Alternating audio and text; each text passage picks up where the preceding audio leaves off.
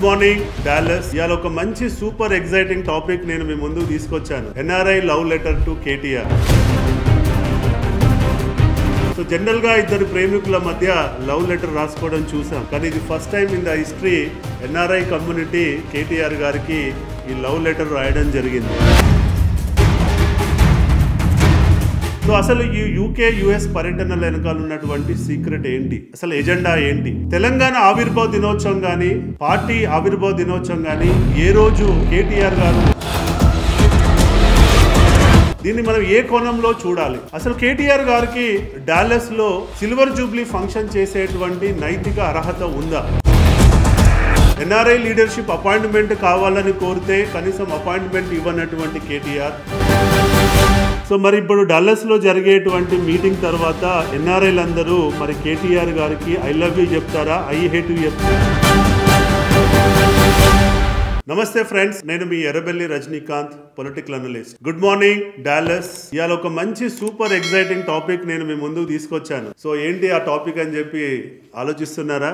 ఏం లేదండి, NRI love letter to KTR. So మీరు అడగొచ్చు, అసలు ఏంటి ఈ లవ్ లెటర్, ఆ లవ్ లెటర్ లో ఏముంది అని చెప్పి మీరు అడగొచ్చు. సో జనరల్ గా ఇద్దరు ప్రేమికుల మధ్య లవ్ లెటర్ రాసుకోవడం చూసాం, కానీ ఇది first time in the history NRI community KTR గారికి ఈ లవ్ లెటర్ రాయడం జరిగింది. మరి ఈ లవ్ లెటర్ లో ఏముందో తెలియాలి అంటే మీరు ఈ వీడియోని చివరి వరకు చూడాల్సిందే. చూస్తారు కదా, తప్పక చూడాలి. గత వారం రోజులుగా మనం చూస్తున్నాం కేటీఆర్ గారు యూకేలో యుఎస్ లో కంటిన్యూస్ గా మీటింగ్స్ పెట్టుకొని తిరుగుతున్నాడు. సో అసలు ఈ యూకే యుఎస్ పర్యటనల వెనకాల ఉన్నటువంటి సీక్రెట్ ఏంటి, అసలు ఎజెండా ఏంటి? తెలంగాణ ఆవిర్భావ దినోత్సవం గానీ, పార్టీ ఆవిర్భావ దినోత్సవం గానీ ఏ రోజు కేటీఆర్ గారు యుఎస్ లో గానీ యూకేలో గానీ జరుపుకున్నటువంటి సందర్భం లేదు. మరి ఇప్పుడు ఎందుకు ఈ సిల్వర్ జూబ్లీ ఫంక్షన్ ని యుఎస్ లో చేయాల్సి వస్తుంది? దీన్ని మనం ఏ కోణంలో చూడాలి? అసలు కేటీఆర్ గారికి డాలస్ లో సిల్వర్ జూబ్లీ ఫంక్షన్ చేసేటువంటి నైతిక అర్హత ఉందా? నా పాయింట్ ఆఫ్ వ్యూ లేదని అనుకుంటున్నా. అసలు ఎందుకు లేదో నేను ఈ వీడియోలో చెప్తాను, కాబట్టి మీరు దీన్ని చివరి వరకు చూడండి. అధికారంలో ఉన్నప్పుడు ఏ రోజు ఎన్ఆర్ఐ కమ్యూనిటీని పట్టించుకున్నటువంటి కేటీఆర్, ఎన్ఆర్ఐ లీడర్షిప్ అపాయింట్మెంట్ కావాలని కోరితే కనీసం అపాయింట్మెంట్ ఇవ్వనటువంటి కేటీఆర్, ఎన్ఆర్ఐ కమ్యూనిటీ ఏదన్నా ఒక ఈవెంట్ చేసి చీఫ్ గెస్ట్ గా పిలిస్తే పోనటువంటి కేటీఆర్ ఈ రోజు అధికారం పోగొట్టుకున్న తర్వాత అదే ఎన్ఆర్ఐ కమ్యూనిటీ మీద ఎందుకు ఈ ప్రేమని చూపిస్తున్నాడని ఇవాళ యుఎస్ లో గానీ యూకేలో ఉన్న ఎన్ఆర్ఐల మధ్య జరుగుతున్నటువంటి గుసగుస. సో మరి అసలు ఈ గుసగుస ఎందుకు జరుగుతుంది, దాని వెనకాల కారణాలు ఏంటి అన్నది నేను ఈ వీడియోలో చెప్తాను. కేటీఆర్ అభిమానులకి ఈ వీడియో ఇబ్బంది అనిపించవచ్చు. సో ఈ వీడియోని ఇక్కడికే చూసి మీరు జడ్జిమెంట్కి రావద్దు అన్నది నా రిక్వెస్ట్. మీరందరూ ఈ వీడియోని చివరి వరకు చూస్తే అసలు ఇందులో నేను చెప్పాలనుకుంటున్న పాయింట్ ఏందో మీకు తెలుస్తుంది. సో తొందరపడి దీని మీద కానీ నా మీద కానీ మీరు జడ్జిమెంట్కి రారు అని చెప్పి నేను అనుకుంటున్నాను. మరిగా లవ్ లెటర్ స్టార్టింగ్లోకి వెళ్దామా? చలో, మరి లవ్ లెటర్లో ఏముంది, ఈ లవ్ లెటర్లో ఏముందో మరి చూద్దాం. సో ఇప్పటిదాకా మనం ఫ్లాష్ బ్యాక్ చూసాం. ఇప్పుడు తెలంగాణ వచ్చిన తర్వాత ఏం జరిగిందన్నది నేను చెప్తా, వినండి. తెలంగాణ వచ్చిన తర్వాత ఎన్ఆర్ఐ లీడర్షిప్ ఎవరైతే ఉద్యమంలో బాగా పనిచేశారో వివిధ ఆర్గనైజేషన్స్ ద్వారా వాళ్ళు తెలంగాణలో జరిగే అభివృద్ధిలో మమ్మల్ని కూడా భాగస్వామ్యం చేయమని చెప్పి కోరడం జరిగింది. సో మాకు అపాయింట్మెంట్ ఇవ్వండి, ఈ తెలంగాణ రాష్ట్రాన్ని ఎలా అభివృద్ధి చేయాలో మాకు కొన్ని ఐడియాస్ ఉన్నాయి, మా ఐడియాస్ మీతో షేర్ చేసుకుంటాం, మీరు అనుకుంటున్న అభివృద్ధి ప్రోగ్రాంలో మమ్మల్ని కూడా ఇంక్లూజివ్గా తీసుకెళ్ళండి, మాకు ఒక సెల్ఫ్ రెస్పెక్ట్ ఉంటుంది, మేము కూడా తెలంగాణ రాష్ట్రం కోసం పోరాటం చేశాం కాబట్టి జరగబోయే అభివృద్ధిలో మా పాత్ర కూడా ఉంటే బాగుంటుందని చెప్పి వాళ్ళు కోరుకోవడం జరిగింది. ఇంతే అండి. వాళ్ళేం ఆస్తులు కోరుకోలేదు, వాళ్ళేం ప్రాజెక్టులు కోరుకోలేదు, వాళ్ళు ఏం కోరుకోలేదు. వాళ్ళు కోరుకుంది ఓన్లీ కేవలం మమ్మల్ని తెలంగాణ అభివృద్ధిలో భాగస్వామ్యం చేయండి అని మాకు ఒక గుర్తింపు ఉండాలి, జరగబోయేటువంటి అభివృద్ధిలో మాకు ఒక పాత్ర ఉండాలని కోరుకున్నారు. ఇది వాళ్ళ యొక్క ఎక్స్పెక్టేషన్. ఇందులో ఏమైనా తప్పుందా? ఎవరైనా కానీ ఉద్యమం చేసినప్పుడు ఉద్యమం అయిపోయిన తర్వాత వచ్చిన ఫలాలలో మాకు కూడా భాగస్వామ్యం కావాలని కోరుకుంటారు. ఇందులో తప్పేం లేదు. కానీ ఇలాంటి ఒక చిన్న కోరికను కూడా ఈ బీఆర్ఎస్ ప్రభుత్వం గత 10 సంవత్సరాలలో ఏ రోజు కూడా దాన్ని పట్టించుకోలేదు. కనీసం ఎన్ఆర్ఐ లీడర్షిప్ ఎన్నిసార్లు అపాయింట్మెంట్ అడిగినా కానీ ఇవ్వనటువంటి పరిస్థితి. అంతేకాదు యుఎస్లో జరిగేటువంటి ప్రోగ్రాంలకి ఎన్నిసార్లు పిలిచినా కానీ కనీసం పోనటువంటి పరిస్థితి. రైట్.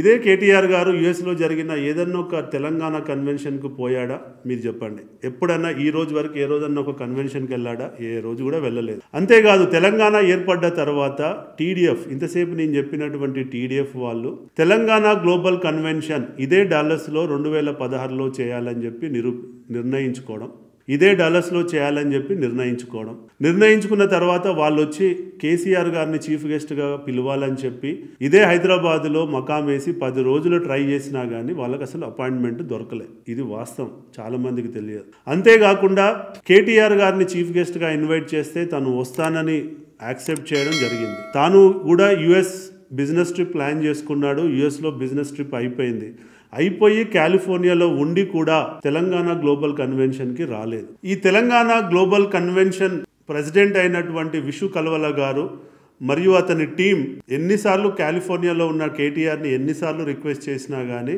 తాను అసలు రెస్పాండ్ కాలే. కేటీఆరే కాదు, కేటీఆర్ చుట్టూన్న కోటరీ కూడా రెస్పాండ్ కాలే. అది వాస్తవం. ఇదండి, అందుకే వీడియో ప్రారంభంలో నేను చెప్పాను, డాలస్లో మీటింగ్ పెట్టడానికి కేటీఆర్ గారికి నైతిక అర్హత లేదు అని. మెయిన్ ఈ రీజన్ వల్లనే చెప్పాను. ఎందుకంటే అదే డాలస్లో 2016లో గ్లోబల్ కన్వెన్షన్ కావాలని ఎన్ఆర్ఐ కమ్యూనిటీ కోరుకున్న రోజు కేటీఆర్ గారు దానికి రాలేదు కాబట్టి, రావడానికి నిరాకరించాడు కాబట్టి ఈ రోజు మళ్ళీ అదే డాలస్లో ప్రతిపక్ష హోదాలో ఉండి మీటింగ్ పెట్టే నైతిక అర్హత లేదు అని చెప్పడానికి నేను ప్రయత్నిస్తున్నాను. ఓకే, మీకు అసలు విషయం అర్థమైందని అనుకుంటాను. సో ఇలా ఈ కన్వెన్షన్ అయిపోయిన తర్వాత ఏదైతే యాంటీ బీఆర్ఎస్ వర్గం ఏర్పడ్డదో, ఈ యాంటీ బీఆర్ఎస్ వర్గము కేసీఆర్ గారిపై కోపంతో, కేటీఆర్ గారిపై కోపంతో బీఆర్ఎస్ పార్టీకి వ్యతిరేకంగా ఒక నరేటివ్ డెవలప్ చేయడం జరిగింది. బీఆర్ఎస్ పార్టీ యొక్క వైఫల్యాలపై ప్రజల్లోకి తీసుకెళ్లడానికి సోషల్ మీడియాలో ఎన్నో ఫేస్బుక్ పేజీలు, ఎన్నో గ్రూపులు, అంతేకాకుండా కొన్ని యూట్యూబ్ ఛానల్స్ను కూడా వాళ్ళే ప్రారంభించి, లేదంటే ఇక్కడ ఉన్న కొన్ని యూట్యూబ్ ఛానళ్ళకి స్పాన్సర్షిప్లు అందించి కేసీఆర్కి వ్యతిరేకంగా ఒక పెద్ద క్యాంపెయిన్ చేయడం జరిగింది. సో దానివల్ల బీఆర్ఎస్కి ఎంతో నష్టం జరిగింది. మొన్న జరిగిన 2023 ఎలక్షన్స్లో మినిమం ఒక అనలిస్ట్గా చెప్పాలనుకుంటున్న పాయింట్ ఏంటంటే, ఒక మినిమం 5% ఓటు బ్యాంకుని ఎన్ఆర్ఐలు బీఆర్ఎస్ నుంచి దూరం చేశారన్నది వాస్తవం. సో ఒక గవర్నమెంట్ రావాలన్నా పోవాలన్నా మ్యాక్సిమం 2 to 5% స్వింగ్ ఓటు ఉంటుంది.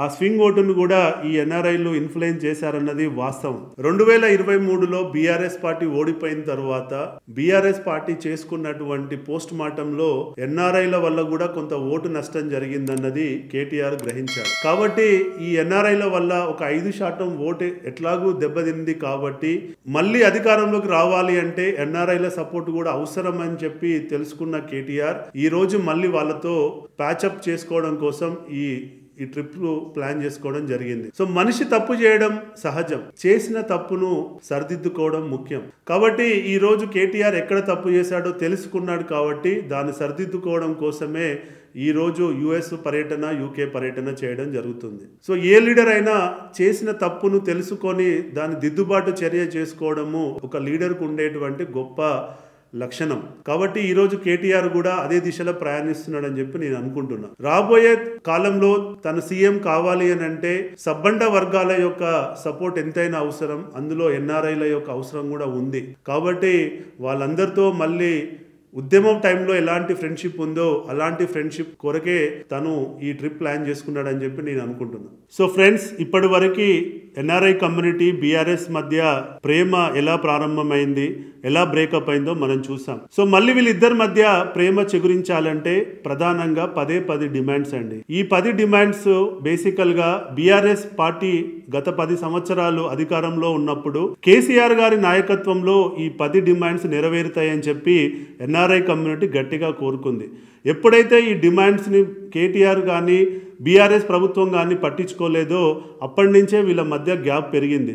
ఇప్పుడు జరుగుతున్నటువంటి డాలస్ సభలో కేటీఆర్ గారు కనుక మళ్ళీ మేము అధికారంలోకి వచ్చిన తర్వాత ఎన్ఆర్ఐస్ దగ్గర ఉన్నటువంటి 10 డిమాండ్స్ని మేము నెరవేరుస్తామని చెప్పి ఒక గట్టి హామీ కనుక ఇవ్వగలిగినట్లయితే మొత్తం ఎన్ఆర్ఐ కమ్యూనిటీ మళ్ళీ కేసీఆర్ గారి నాయకత్వంలో నడవడానికి ముందుకు వస్తారు. మళ్ళీ అందరూ కేసీఆర్ గారికి, కేటీఆర్ గారికి ఐ లవ్ యూ చెప్పడానికి అందరూ రెడీగా ఉంటారు. ఇదండి వాస్తవం. మరి ఆ 10 డిమాండ్లు ఏందో మీ ముందు ఉంచుతాను, ఒకసారి చూడండి. సో ఎన్ఆర్ఐ కమ్యూనిటీ నుంచి ఉన్నటువంటి మొదటి డిమాండ్ ఏంటంటే ఎన్ఆర్ఐ కమ్యూనిటీలో ఉన్నటువంటి ఇంటలెక్చువల్స్ని, థింక్ ట్యాంక్ని ఎన్ఆర్ఐ పాలసీ ఫ్రేమింగ్లో ఇన్వాల్వ్ చేయాలి అన్నది మొదటి డిమాండ్. సో డిమాండ్ నెంబర్ 2 ఏంటంటే ఎన్ఆర్ఐ వెల్ఫేర్ కార్పొరేషన్ని ఎస్టాబ్లిష్ చేసి ఏదో ఒక మినిస్ట్రీకి అటాచ్ చేసి బడ్జెట్లో భాగంగా దానికి ఒక డెడికేటెడ్ ఫండ్స్ని అలొకేట్ చేయాలన్నది రెండో డిమాండ్. ఎందుకంటే ఎన్ఆర్ఐ సెల్ అని పెట్టడం, ఆ సెల్లుని ఏ మినిస్ట్రీకి అటాచ్ చేయకపోవడం వల్ల ఏ మినిస్ట్రీ కూడా దానిపై ఓనర్షిప్ కానీ, అకౌంటబిలిటీ కానీ, ట్రాన్స్పరెన్సీ కానీ మెయింటైన్ చేయట్లేదు అన్నది వాస్తవం. అంతేకాకుండా బడ్జెట్లో దానికి ఒక బడ్జెట్ పెట్టాలనేటువంటి ఆలోచన కూడా ఉండట్లేదు. దానికి బదులు ఒక బీసీ, ఎస్సీ, ఎస్టీ కార్పొరేషన్ ఎలాగైతే ఉందో అలాగనే ఎన్ఆర్ఐ వెల్ఫేర్ కార్పొరేషన్ పెడితే ఎన్ఆర్ఐలకు న్యాయం జరుగుతుందని చెప్పి అందరూ భావిస్తున్నారు. ఇక డిమాండ్ నెంబర్ 3 విషయానికి వచ్చినట్లయితే ఎన్ఆర్ఐ కమ్యూనిటీలో ఉన్నటువంటి ఇంటలెక్చువల్స్ని ప్రభుత్వంలో అడ్వైజరీ రోల్లో ఎక్కడో ఒక దిక్కు తీసుకోవడం, అంతేకాకుండా ఈ ఎన్ఆర్ఐ కార్పొరేషన్లో ఏదో ఒక డైరెక్టర్షిప్ పొజిషన్లో ఆ థింక్ ట్యాంక్ని, ఇంటలెక్చువల్స్ని కూడా ఇన్వాల్వ్ చేయాలన్నది డిమాండ్ నెంబర్ 3.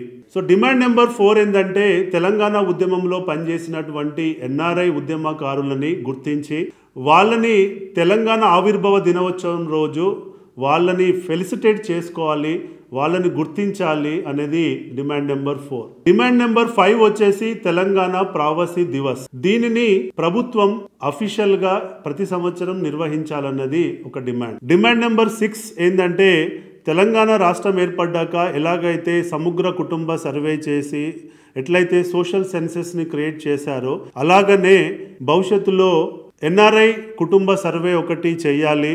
ఒక వెబ్సైట్ దానికి స్థాపించి ప్రతి ఎన్ఆర్ఐని అందులో రిజిస్టర్ చేసుకోమని కోరాలి. తద్వారా మన రాష్ట్రం నుంచి బయటికి వెళ్ళిన వాళ్ళు, అటు గల్ఫ్కి వెళ్ళినా, మిడిల్ ఈస్ట్కి వెళ్ళినా, యూఎస్కి వెళ్ళినా, ఇంకా ఏ దేశంకి వెళ్ళినా కానీ వాళ్ళ డేటాబేస్ ఈరోజు ప్రభుత్వం దగ్గర లేదు అన్నది వాస్తవం. వాళ్ళకి ఏదన్నా న్యాయం చేయాలన్నా, వాళ్ళకి ఏదన్నా ఇబ్బంది వచ్చినా, ప్రభుత్వం చూసుకోవాలన్నా కానీ ఈరోజు ప్రభుత్వం దగ్గర ఎలాంటి డేటా లేదు, అది వాస్తవం. కాబట్టి డేటా ఉంటేనే వాళ్ళకి ఏదన్నా న్యాయం జరుగుతుంది. కాబట్టి డేటాని ఒక దిక్కు తీసుకురావాలి అని అంటే కంపల్సరీ ప్రభుత్వము ఎన్ఆర్ఐ కుటుంబ సర్వే చేయాల్సిందే.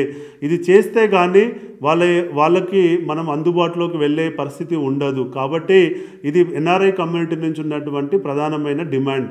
నెక్స్ట్ డిమాండ్ నెంబర్ 7 ఏంటంటే ఎన్ఆర్ఐ కమ్యూనిటీ నుంచి ఎంతోమంది ఎన్నో కంపెనీలలో పెద్ద పెద్ద స్థాయిలో సక్సెస్ అయ్యి ఉన్నారు, అచీవర్స్గా ఉన్నారు. అంతేకాకుండా తెలంగాణ సమాజానికి కల్చరల్గా, ఎకనామికల్ పరంగా, సోషల్ పరంగా ఎన్నో ఇనిషియేటివ్స్పై పనిచేస్తున్నటువంటి ఎంతోమంది యాక్టివిస్టులు కానివ్వండి, అచీవర్స్ కానీ ఉన్నారు. వాళ్ళని ఈరోజు వరకు ప్రభుత్వాలు గుర్తించట్లేదు. కాబట్టి ఇప్పుడైనా కానీ వాళ్ళకి ఎన్ఆర్ఐ అచీవర్స్ అవార్డ్స్ అని పెట్టి వాళ్ళందరినీ కనుక గుర్తిస్తే ఇప్పుడున్న సమాజానికి ఎంతో మోటివేషన్గా ఉంటుంది. కాబట్టి వాళ్ళకు ఒక అవార్డు ఫంక్షన్ ప్రభుత్వము ఏర్పాటు చేయాలన్నది డిమాండ్ అండి. డిమాండ్ నెంబర్ 8 ఏంటంటే ఎలా అయితే కేటీఆర్ గారు టీ హబ్ అని చెప్పి ఏర్పాటు చేశారో అలాగనే ఎన్ఆర్ఐ హబ్ అనేటువంటి ఒక బిల్డింగ్ని కన్స్ట్రక్ట్ చేయాలి. ఆ బిల్డింగ్లో ఎన్ఆర్ఐ కమ్యూనిటీ వాళ్ళకి ఏదైనా వర్క్షాప్స్ పెట్టుకోవాలనుకున్నా, ఏదైనా మీటింగ్స్ పెట్టుకోవాలనుకున్నా అందులో వెసులుబాటు ఉండాలి. ఏదైనా చిన్న చిన్న ఫ్యామిలీ ఫంక్షన్స్ చేయాలనుకున్నా కానీ ఆ ఎన్ఆర్ఐ హబ్లో ఆ వెసులుబాటును కల్పించాలి. అంతేకాకుండా అందులో అవసరమైతే ఉండడానికి కూడా కొంత ప్రొవిజనింగ్ కనుక ఇచ్చినట్లయితే ఎన్ఆర్ఐస్ ఎవరన్నా హైదరాబాద్, తెలంగాణ విజిట్ చేసినప్పుడు ఈ ఫంక్షన్ హాల్ల చుట్టూ, కమ్యూనిటీస్ చుట్టూ, హోటల్ చుట్టూ తిరగకుండా ఒకటే ప్లేస్లో వాళ్ళు ఆ ఇన్ఫ్రాస్ట్రక్చర్ని వాడుకునేటువంటి అవకాశం ఉంటుంది. అది దానివల్ల నెట్వర్కింగ్ కూడా పెరుగుతుంది అన్నది ఎన్ఆర్ఐ కమ్యూనిటీ నుంచి ఉన్నటువంటి ఒక డిమాండ్. డిమాండ్ నెంబర్ 9 ఏంటంటే ఒక లీగల్ సెల్ను ఏర్పాటు చేయాలి. ఎందుకంటే లీగల్గా ఏదైనా సమస్య వచ్చినా కానీ ఎవరిని సంప్రదించాలనో తెలియట్లేదు. అంతేకాకుండా ఎన్ఆర్ఐస్ యొక్క ప్రాపర్టీస్ ఇక్కడ ఏవైతే ఉంటాయో వాళ్ళు అక్కడికి వెళ్ళిన తర్వాత ఆ ప్రాపర్టీస్ని లీగల్గా ఎన్నో సమస్యలు వస్తున్నాయి, దాన్ని కాపాడుకోలేకపోతున్నారు. కాబట్టి ఒక లీగల్ సెల్ ఎస్టాబ్లిష్ చేస్తే తద్వారా వాళ్ళ ప్రాపర్టీస్ సెక్యూర్డ్గా వాళ్ళు కాపాడుకునేటువంటి అవకాశం ఉంటుంది. డిమాండ్ నెంబర్ 10 ఏంటంటే మేజర్గా గల్ఫ్ బాధితులండి. గల్ఫ్కి మన రాష్ట్రం నుంచి ఇప్పటికీ 14 లక్షల మంది గల్ఫ్లో ఉంటున్నారన్నది ఉన్నటువంటి నెంబర్. కాబట్టి వీళ్ళ కోసం ఒక గల్ఫ్ వెల్ఫేర్ బోర్డును ఎస్టాబ్లిష్ చేయాలి. చేసి ఎలాగైతే పంజాబ్లో, కేరళలో ఎలాగైతే బోర్డ్స్ వెల్ఫేర్ బోర్డ్స్ ఎస్టాబ్లిష్ చేశారో అలాగే గల్ఫ్ కోసం కూడా ఒక వెల్ఫేర్ బోర్డును ఎస్టాబ్లిష్ చేయాలి, తద్వారా గల్ఫ్ బాధితులని కాపాడుకోవాలన్నది ఎన్ఆర్ఐ కమ్యూనిటీ నుంచి ఉన్నటువంటి 10th డిమాండ్ అండి. సో ఇవ్వండి ప్రధానంగా ఎన్ఆర్ఐ కమ్యూనిటీ నుంచి ఉన్నటువంటి 10 డిమాండ్స్. ఈ 10 డిమాండ్స్ని కనుక కేటీఆర్ కనుక ఈరోజు జరుగుతున్నటువంటి డాలస్ సభలో కనుక మేము మళ్ళీ అధికారంలోకి వస్తే మేము నెరవేరుస్తామని చెప్పి హామీ కనుక ఇచ్చినట్లయితే డెఫినెట్గా ఎన్ఆర్ఐ కమ్యూనిటీ అంతా కేసీఆర్ గారితో నడవడానికి ముందుకొస్తుందన్నది వాస్తవం.